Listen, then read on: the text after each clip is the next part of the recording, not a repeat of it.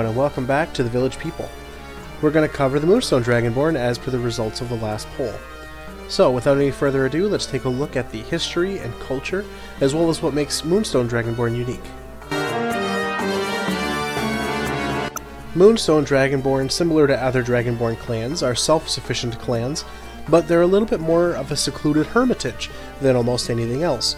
They are not necessarily as welcome in Dragonborn society proper, for their inherently mischievous and chaotic nature, but like their true dragon counterparts, they instead prefer to live within the bounds of the Feywild, where they kind of find allegiance with their own kind, as opposed to Bahamut or Tiamat, and it is not in question, their scales and horns are not currently under threat of different mercenaries. Moonstone Dragonborn horns, being kind of calcified mineral deposits of moonstone that the Dragonborn's body produces, are kind of sought after as a material for different mercenary groups and poachers. And so Feywild hermits, kind of living on the Feywild, have the security of actually being on another plane of existence from actual, mercenaries that would hunt them down for their horns, similar to rhinos. But they also have the avoidance of kind of the protection of different Fey spirits at the same time. This kind of valuable price on their head means that many Moonstone Dragons were killed in a lost age on the material plane, as their kind of sprung up with the existence of Moonstone Dragons on the material plane itself, as they kind of came back and forth between. They ended up fleeing into the protection of the Feywild, where mysterious magics influenced them even further. They kind of have this continual drive for self-improvement and self-sufficiency for the race as a whole, but are extremely mischievous and enjoy kind of the Fey atmosphere. They have a very alien Fey morality to them.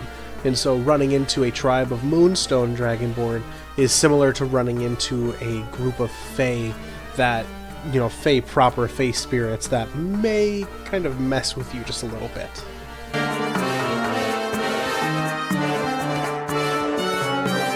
From a cultural perspective, Moonstone Dragonborn has kind of the life of the clan. Similar to other Dragonborn, the clan is more important than life itself.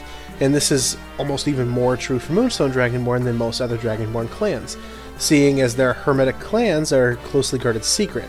Loyalty within the clan is the most important thing to Moonstone Dragons, and by extension, Moonstone Dragonborn within the clans tend to take interlopers extremely seriously.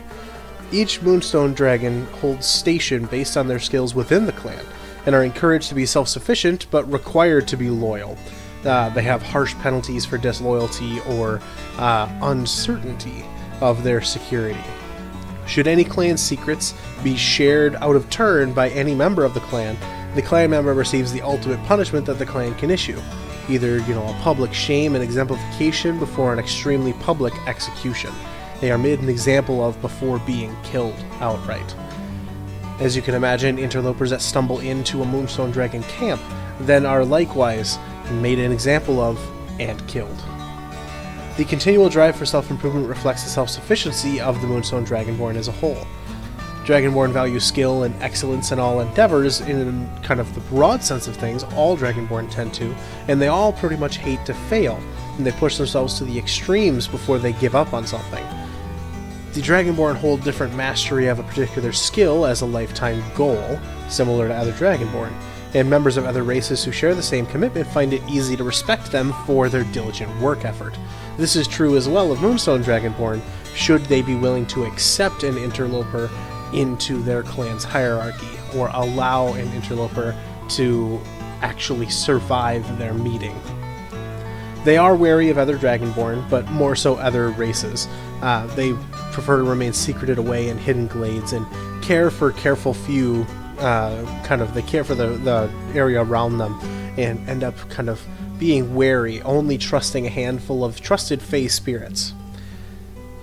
The Moonstone Dragonborn also tend to either be under the guardianship or watch of a true Moonstone Dragon, or Fey spirits in and of themselves. Maybe a Naiad or a Dryad or a grove of these creatures have been trusted and end up kind of being central guard for Moonstone Dragonborn tribes as they settle throughout the Feywild in and of itself.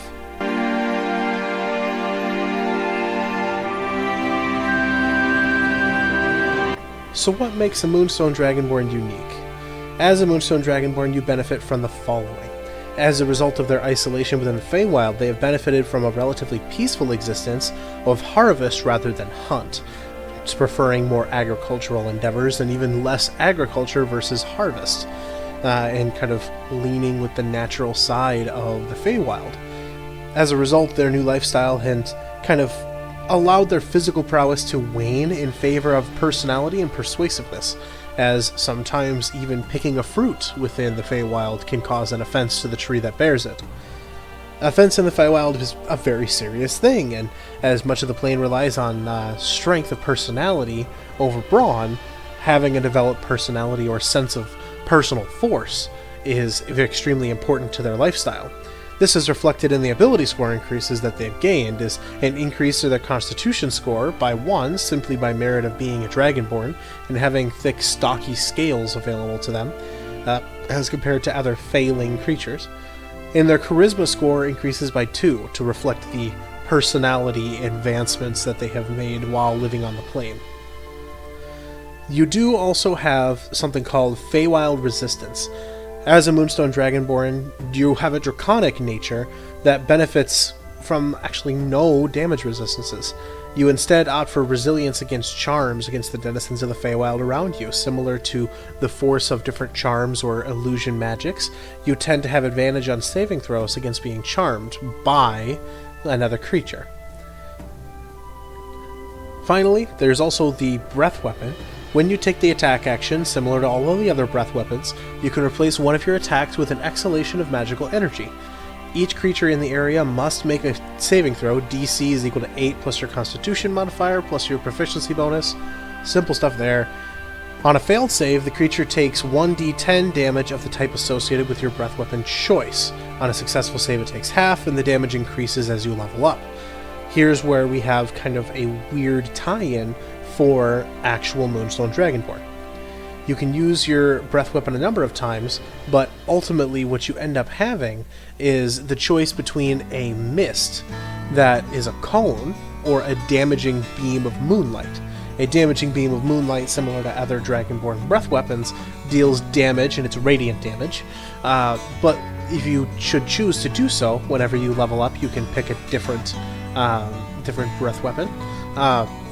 Should you choose to do so, you can choose to have a moonlight mist, and you can choose to have this moonlight mist that ends up acting similar to a sleep spell.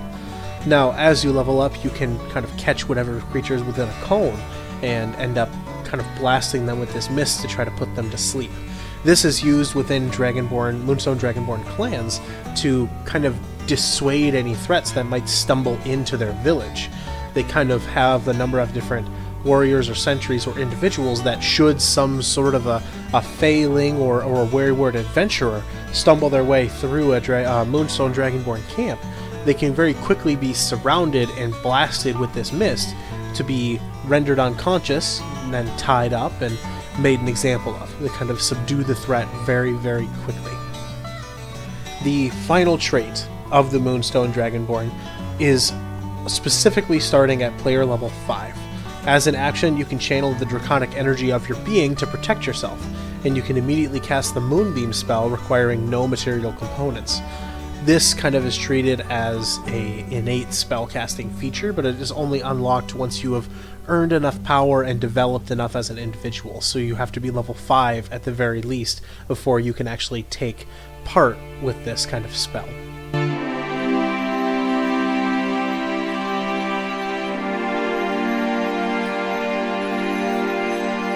That's it for the Moonstone Dragonborn. Thank you all for watching. Let me know for the poll in the community tab which of the next few races you would like to see. Thank you all for watching.